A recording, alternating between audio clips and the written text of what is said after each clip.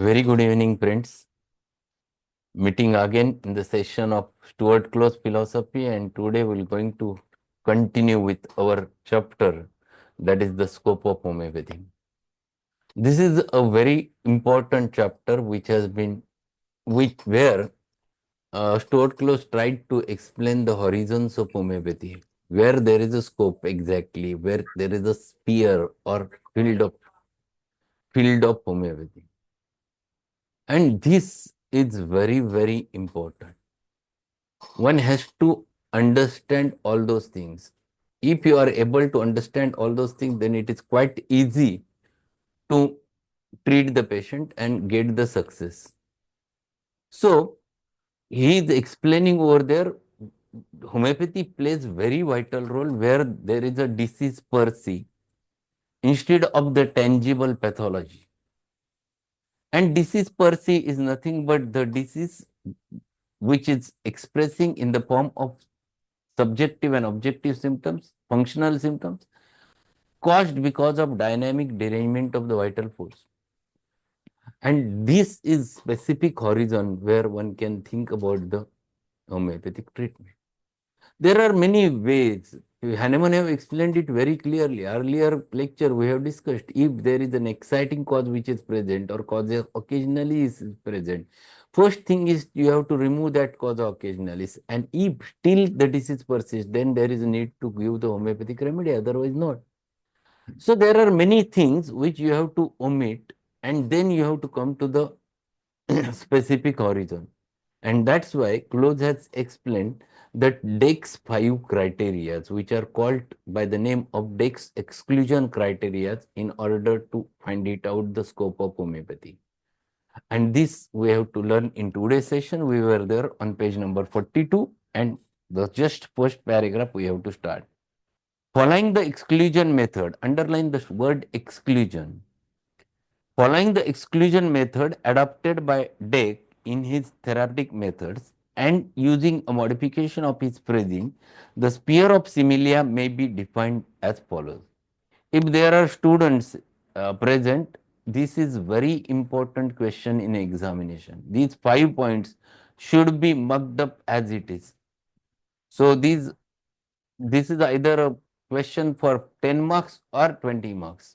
Deck's exclusion criteria. So post point where there is no scope of homeopathy. Homeopathy relates primarily to no affections of health where exciting cause of disease is constantly present and operative. Underline last few words. Exciting cause of disease is constantly present. Underline this. What it means? It means whenever you have a patient, for example, a chronic cough, patient comes to you with long standing cough and patient is continuously using or doing the smoking.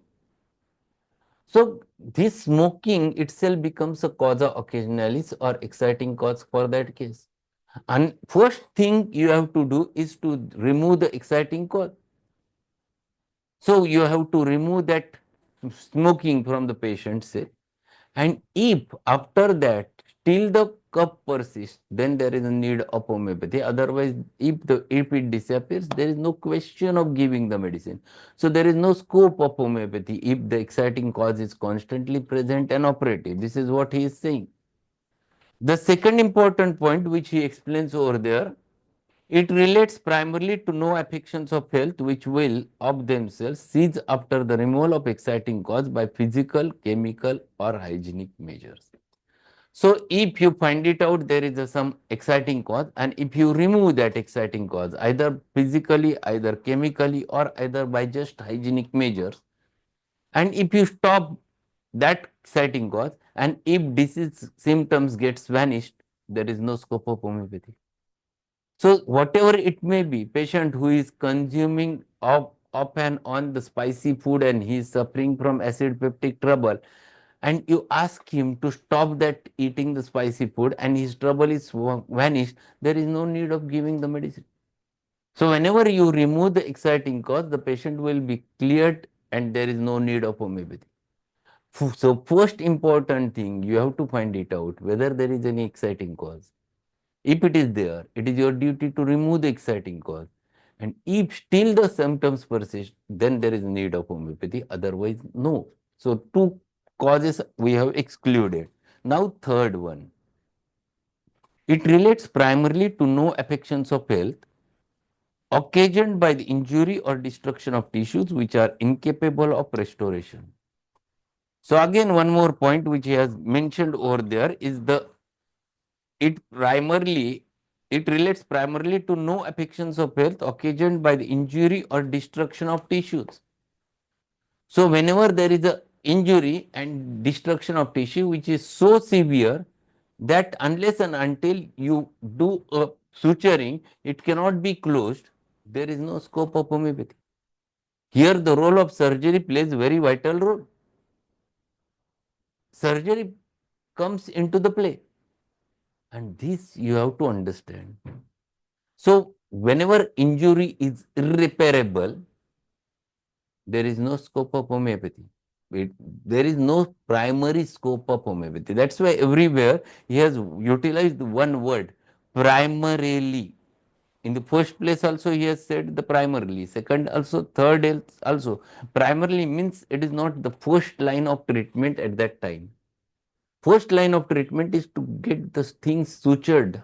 If injury is bigger, things get sutured. तिला दे तिला म्हणू phone घेऊन काय म्हणतो lecture चालू सांग.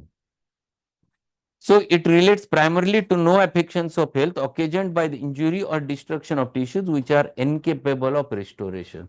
So things which are not restored itself, they cannot be cured.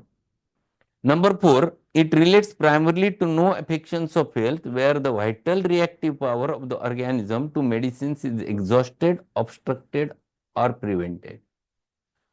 So what it means? It relates primarily to no affections of health where the vital reactive power of the organism to the medicine is exhausted, obstructed, or prevented. Means patient is in a suspended animation state. His vitality is all of a sudden stopped. Patient got an electric shock and his heart is stopped. There is no disease which is dynamically developed so that you can treat that homeopathically. Here what is important is to give him immediate cardiac massage, the resuscitation methods, then the mouth-to-mouth respiration, all those things which comes into the play. You have to stimulate his heart. Either you have to give directly over there the electrical stimulus to bring him again. You have to use defibrillator. Either you have to use adrenaline, whatever it may be, because it is not a dynamic disorder to treat. So if such types of cases are present or if such types of disorders are present, then there is an important thing which you have to take into consideration is that there is no scope of homeopathy. You have to deal it with the auxiliary measures or the rest of the measures. So that is the fourth point. Whenever there is vital reactive power of the organism to the medicine is exhausted, underline this sentence. So first point is where exciting cause is present and operative. Number 2 is exciting after removal of exciting cause, if disease vanished, no scope of homeopathy. Number 3, whenever there is a irreparable tissue damage, there is no scope of homeopathy. Number 4 is whenever the vital reactive power of the human being is exhausted or obstructed, there is no scope of homeopathy. And last point which they consider is very important. It relates to no affections of health, the symptomatic likeness of which may not be perceptibly produced in the healthy organism by medical means, nor to the affections in which such symptoms are not perceptible. Means what?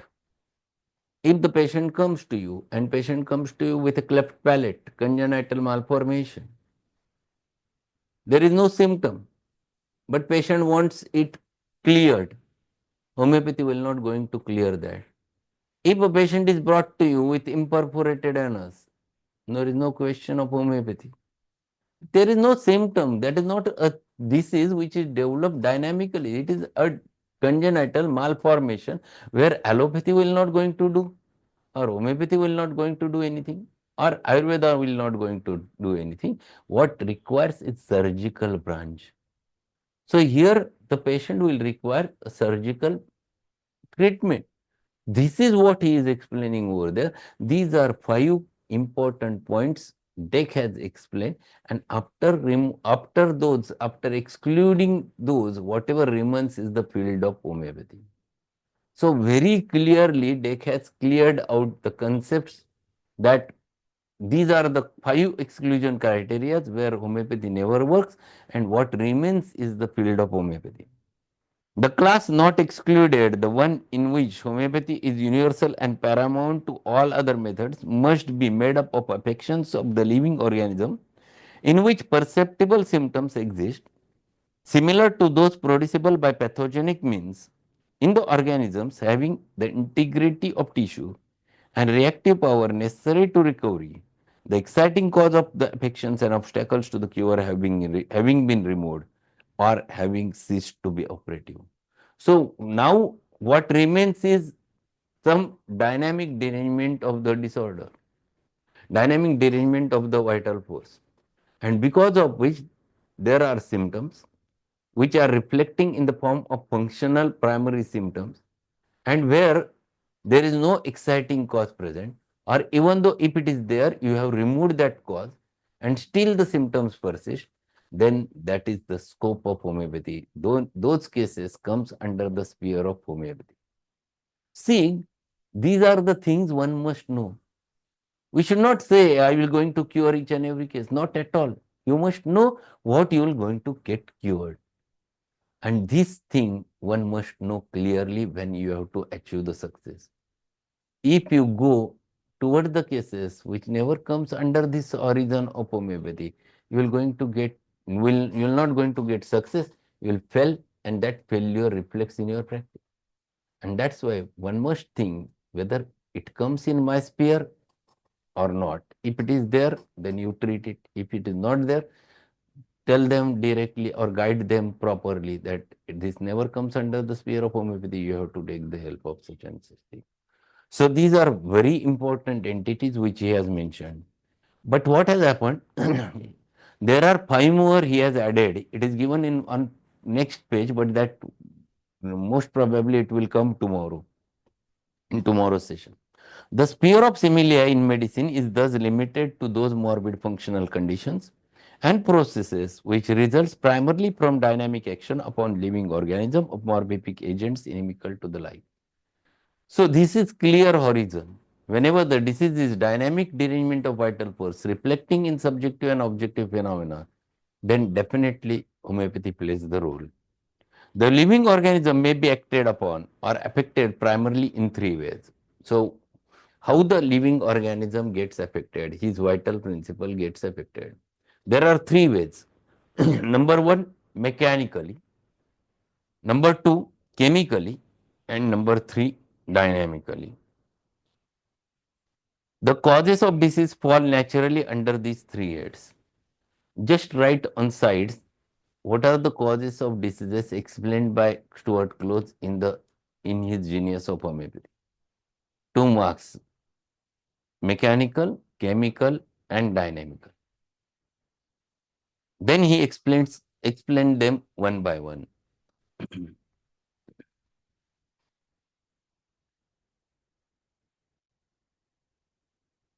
He starts with first. Under the head of mechanical causes of disease come all traumatic agencies such as lesions, injuries, and the destruction of tissues resulting from physical force, morbid growths, formations and foreign substances, congenitally defective or absent organs or parts, prolapsed or displaced organs, etc. These conditions are related primarily to surgery, physical therapeutics, and hygiene. So, whenever the cause is mechanical, for example, in the form of trauma, if there is a broken bone and it is a displaced fracture, so no remedy will going to bring it back again into alignment.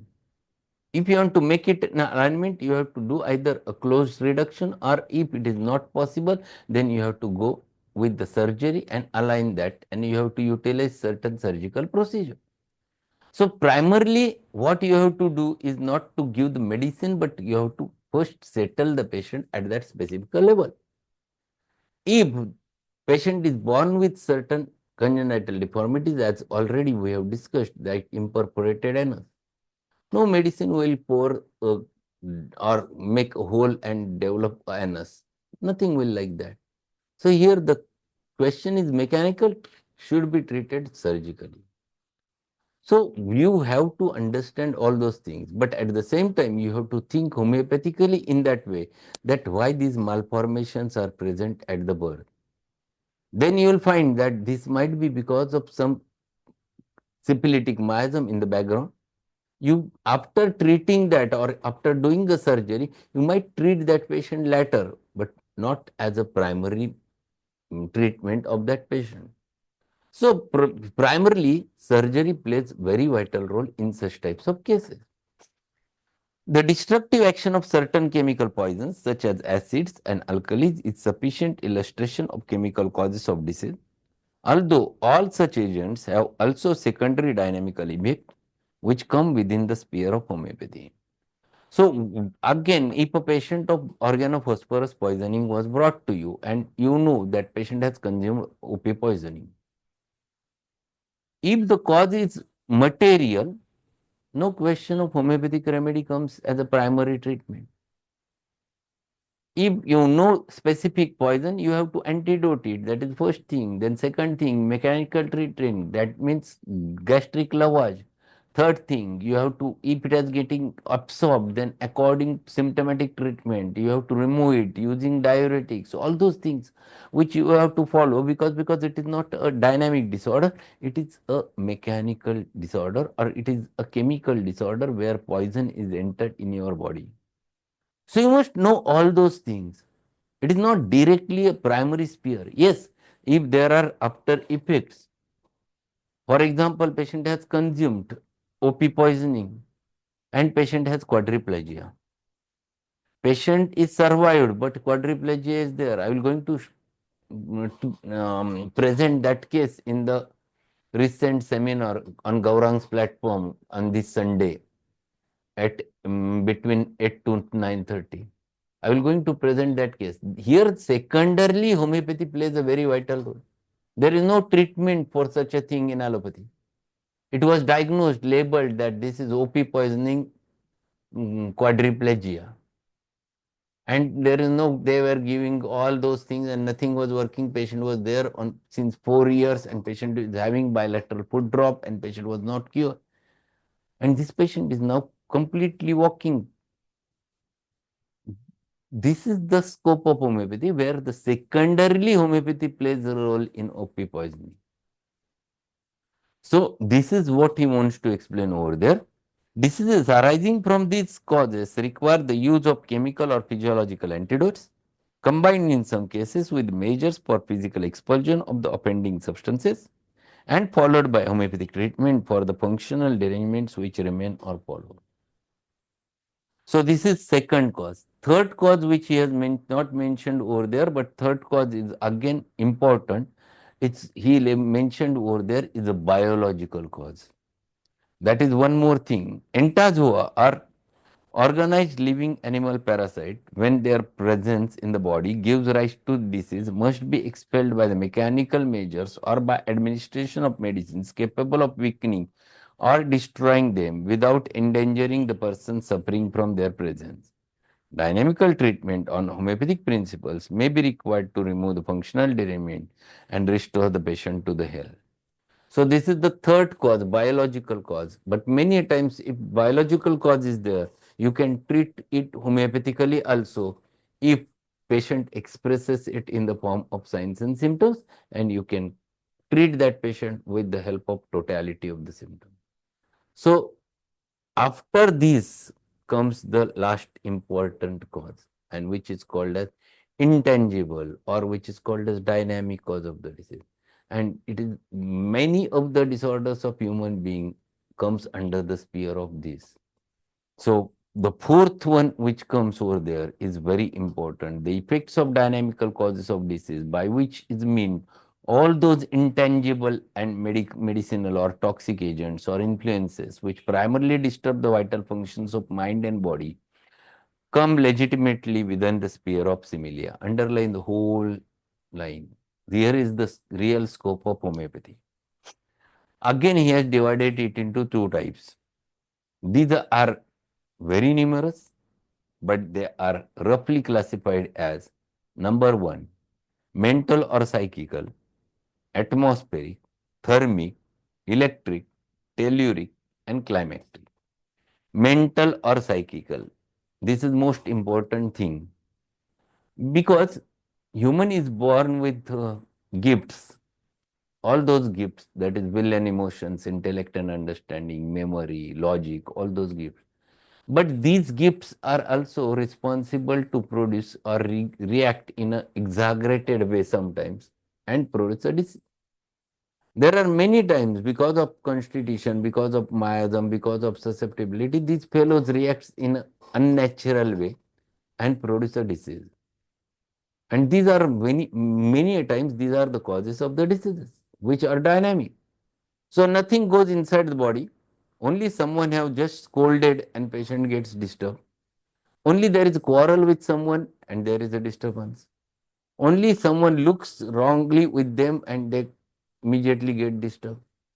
So what happens? Nothing material goes inside, but still the person becomes disturbed. Vital principle gets disturbed because the psychically he is disturbed. His ego is getting disturbed. So first variety is explained mental or psychical, atmospheric. Yes, here also there are many people whose susceptibility is high.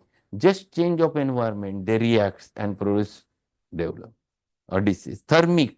Thermic means again related with the thermal things, either too cold, too hot, or sometimes taking ice cream during the winter, and those who are susceptible used to suffer from that. Electric. Yes, electric stimulation also causes the disturbance.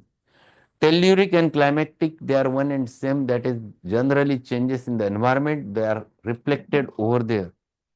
And second, most important part, which are called as secondary causes, is dietetic, hygienic, contagious, infectious, and specific.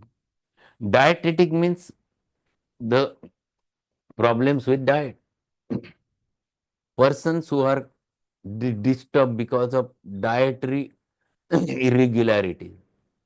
If you ask, when do you take lunch? He says 5 o'clock in the evening. This is something wrong.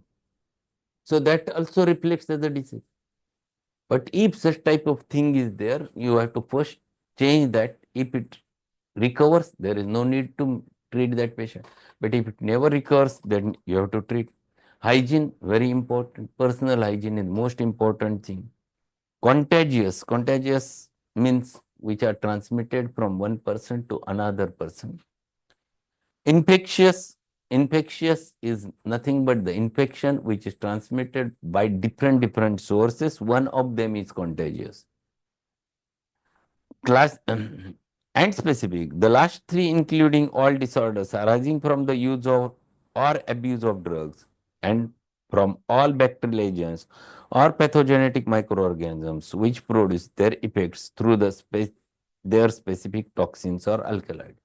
So if any bacteria enters inside your body, that bacteria is not the cause. That bacteria, whenever starts acting, the body reacts and toxins gets liberated. Those toxins works on human body and because of which the disease has developed.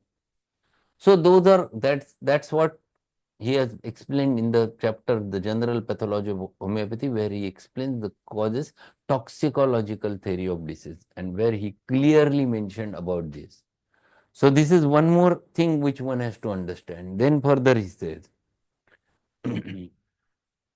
homeopathy successfully treats bacterial or zymotic diseases such as cholera, yellow fever, typhus, typhoid fever, malarial fever, diphtheria, tuberculosis, and pneumonia by internal homeopathic medicines without resorting to the bactericides, germicides, and antiseptics.